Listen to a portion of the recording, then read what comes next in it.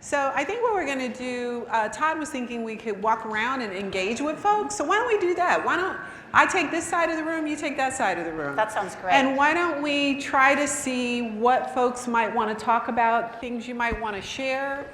We've talked about several demographics, often ignored demographics in the job world. I'm wondering where the LGBT fits in the fundage, as in job retention, mental health services. We've talked about several groups, but not that. Yeah, thank you for that. And I think that is a very important call out. And I think that that is a voice that needs to continue to be raised.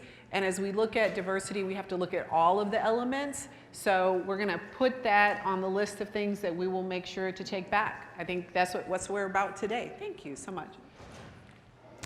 Anybody on this side, we'd love to hear. What are your big takeaways? Remember the assignment from Shari this morning? She said at least 3, I think. It was 3 to 5. So what are some takeaways or things that you're bringing home that you know you can start to implement? Or answer the question, what are the biggest opportunities you see right now with the legislation? Bridget, I'm coming to you. I'm known to just hand mics over too, so. Anybody on this side?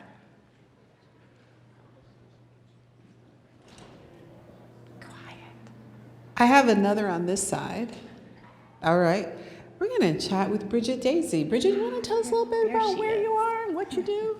Oh, you bet. Hi, all. I'm Bridget Daisy. I'm the Executive Director of Clackamas Workforce Partnership, one of the 9 local workforce boards statewide. And we help to oversee the public workforce system. So is there a more specific question that I'm... Yeah, well, just have you introduce yourself. But then specifically, Bridget, what would you like to see this money, this $200 million do for the system, the workforce system? That I can answer. So this being one-time dollars and the fact that we are thinking about the public workforce system, I mean, we can't think about the public workforce system in isolation. So everything that our system does, the agencies that operate under this umbrella that is WorkSource, and then all of the tangential partners, we live in an ecosystem, which has been referenced today by many panelists, and all of our programs and public services are still operating in isolation. The eligibility is different, the performance metrics are different, the funding streams are different, how we even fund staffing at any of our nonprofits, community-based organizations is different.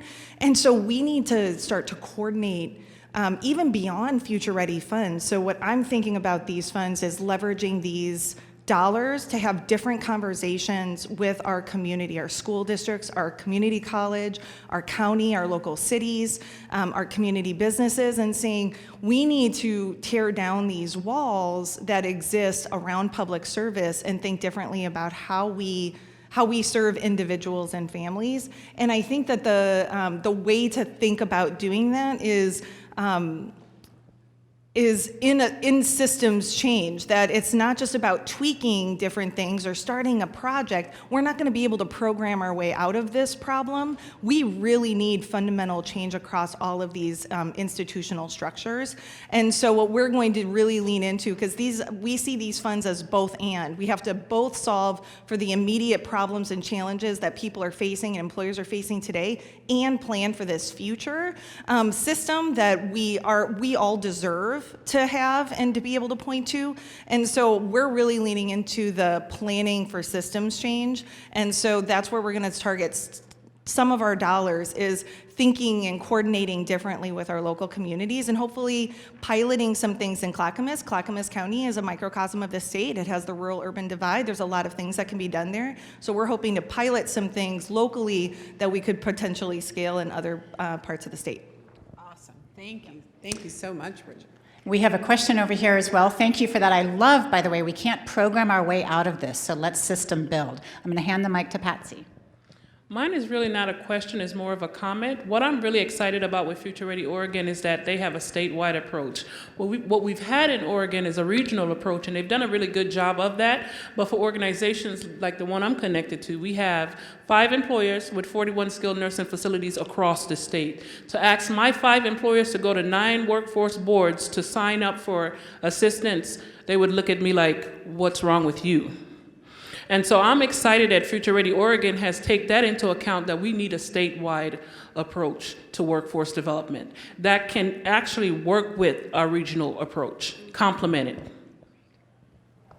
Great. All right, I have one right here, two maybe. Thanks. Hi, my name is Zenny Ehrlich, and I work for SEIU UHW Education Fund. We are an education trust fund, but I also used to work for an immigrant refugee community organization in Portland. So my question is towards refugees and immigrants here in Portland, Oregon. I know we had a low intake of immigrants in the last few years, but I also know that we have a lot of immigrants working, especially in the healthcare.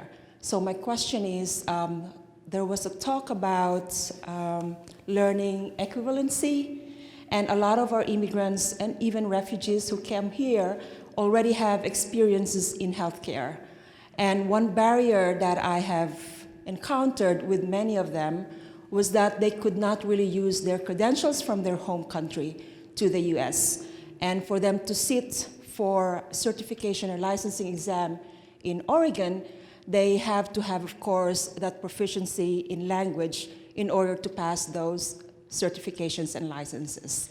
So I guess my question is, or my suggestion is, if we could also incorporate this in the system of when we approach our programs to train our folks who are already here, especially for the healthcare, because as an education trust fund, our focus are healthcare folks. And we know we need a lot of people to be employed in the healthcare right now. And I think the pool of immigrants and refugees we have in the state is quite a good resource. Thank you. Senator Denver. Did you have something? Or you... Yeah, I want to respond to that question if I could. I really appreciate that question. This is, this problem of what's often called brain waste is a huge one for us. We have people who are, fully credentialed in their home countries, who are prepared to, really lift the earnings for themselves and their families. But more to the point, actually, to provide us with culturally competent, linguistically competent employees in really critical fields. We did pass a bill a couple of years ago that directed each of the licensing boards to look at their processes and see what it was like for immigrants and refugees to navigate them, what barriers they came up against. And we got responses from all the boards, some of them more extensive than others, frankly. And we're working on next steps for that now. One of the things the legislature did in 2021 was create a new office for the state, the Office of Immigrant and Refugee Advancement. And working on this credentialing issue is one of their primary charges. And we are in process. They've just hired finally their executive director. She's a woman who comes out of the healthcare field. And this is going to be a big priority for that office. And I see a real nexus with Future Ready Oregon here. And I'm actually meeting with her next week to talk about what a grant might look like that would really focus on immigrants and refugees. Thank you. And you know what? This goes back to what Bridget was saying about coordination, because we have so much good work going on in this state. We have so many pieces of this puzzle. Pulling it together is going to be part of it. Here you go. Thank you. Hi, Brenda Purvis with Kaiser Permanente. You're got my back to a lot of people, but I think I'm saying what everyone else has been saying, but from the employer side of things, and I think we have opportunities from all angles. Maybe we walk away today with like a motto that we create for the next year, which is let's get out of our own way. And I think what Bridget was saying and Patsy was saying, everyone that has spoken in the last 5 minutes, I think we've brought up that we've got really good opportunities to learn from, pull from good examples, and I think that's fantastic and we shouldn't reinvent the wheel. At the same time, I think sort of the flip side that comes along with that we do a lot, and I'll own it as the employer side, is we do get in our own way, right? So if I'm, a state board of nursing, for example, getting in my own way to say, well, you've got to meet my criteria, right? Not recognizing, well, you already have, but I've got to put a parameter on this because it works for me. And I think we all can own that. So if we walk away today and say, what does getting in the way of ourselves look like for the employer, for higher ed, et cetera? And maybe we keep that motto at the forefront of what we do. We've got our goals, et cetera, but how do we make sure we're identifying the times we're doing that and step back and say, whoa, we promised ourselves we wouldn't do that. Thank you so much. So we got another one over there. Yep. I'll run. How's that? We'll run. We'll meet in the middle. Oh, okay. I just wanted to touch on something I believe it was Pat Daniels touched on earlier in terms of investing in those community organizations that are already there. So my name is Matt Bezek. I'm with Oregon TRIO Association. So TRIO programs are all over the state to work with over 10,000 students. Up till this past biennium, we just got money from the feds. We did our work. There's hundreds of us who work in that transitional space. We do all this stuff. It's low-income first-gen students all over Oregon trying to improve their lives through education. And thanks to somewhat with the help of wonderful members of Congress who are in the room here today from the state level, we were able to get some funding that have helped put my position in place, and now we're trying to get engaged at the state level. So when it comes to like Future Ready Oregon, like there are plenty of organizations like TRIO that have we've been here for like 40 years doing this work, and we've all just like been in our little nooks doing the work. So find those organizations, create spaces where we can talk, because we are like ready to scale up immediately. Like if you gave me funding tomorrow, I have hundreds of people that could hire 100 more to serve thousands more students, right? So that would be my big encouragement, is just to find those organizations that are in place and already doing the work, and we're ready to just ramp it up even more. But I approve of all this. Thank you, thank you. We got one over here. Hi, Nate Wildfire from Missing Middle Housing Fund, and Shari, you said, what are 3 takeaways? So here's my 3. Number 1, I heard Heather from Central Oregon say workforce development is a team sport and welcome new players. And I think anytime there's new dollars, you're going to get new players. So big tent seems better than small tent to me. I heard President Matsui say, there's no silver bullet, but maybe there's silver buckshot. And I heard Mark Elliott say, it's okay to fail as long as you know why. Track it, measure it, try as many things as possible, and then figure out what works and double down on that. But don't be afraid of trying something new because it represents a potential failure. And then the third thing, I apologize, I didn't write who said this at the very beginning of the day, but why are we all doing this? And it's really about breaking generational poverty. My work's in housing, and so the biggest expense most of us make in our life is the roof over our heads. And I heard, earlier from Echo Northwest, the biggest barrier to hiring right now is people's cost of living. So fundamentally, this is about meeting people where they are. I heard you say earlier, centering this around the employee. But let's not forget, this is about helping individuals. We want to talk at scale. We want to talk about silver buckshot. But remember, I have to remember why I do what I do. It's about individuals and breaking that cycle and creating platforms for success. Thank you so much, Nate. So you know what I'm hearing? I'm hearing a couple of themes. One is we don't want to reinvent the wheel. We want to invest in people who have capacity, but we want to leave space for innovative new ideas. And you know what happens with innovation? Sometimes it doesn't work, and we have to be okay with a bit of failure. We cannot succeed without some failure. And that we already have a lot of things in our state. We already have a lot, but we need to coordinate, we need to have alignment, we need to put some dollars on that. Does that sound right to you?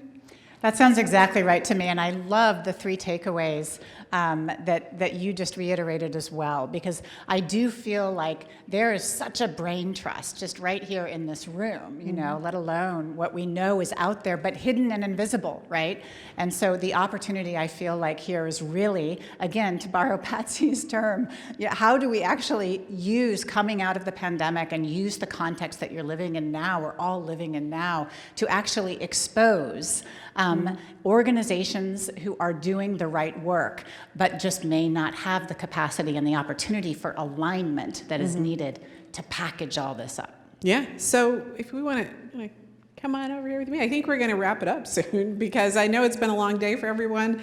And I think, you know, so I'm going to ask you again, do you have a better sense of what Future Ready is about? Hand clap. Great, great. Do you have your 1 to 3 points that you're going to take back? Oh, look at that. That's better. That's better. All right. And I forgot the third one. What was the third one? I don't even remember. So, but do you have the third one? You just clap for that. Yeah. All right. Good. All right. Well, you know, I mean, this isn't just, so let me just tell you this. So I started on the Workforce and Talent Development Board 5 years, is it 5 years ago? It was a long time. And, you know, at first you're like, what is this? What are we doing? Why are we doing this?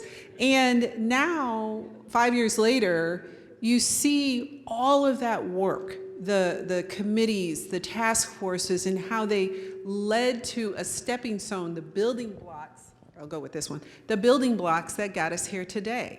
And so this is not a wasted effort. This is very important for the folks here in the room who are working on this. It's important for this board. It's important as part of the Talent Summit.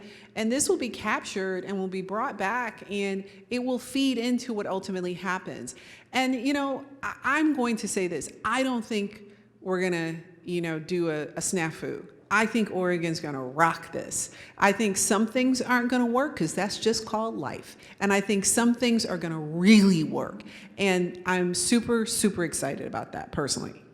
And I'll just say one more thing, which I think you all know, but an important reminder. I've worked in 29 states, and so I've seen a lot of snafus, by the way, particularly with legislation and funding. But here's the thing. You also do have some running room to be thoughtful and to really, I think, co-create what is going to work. And I'll say it again, how do you package all of this good stuff up and then really put it out there to make sure you're getting the outcomes that you need? So that running room, use it.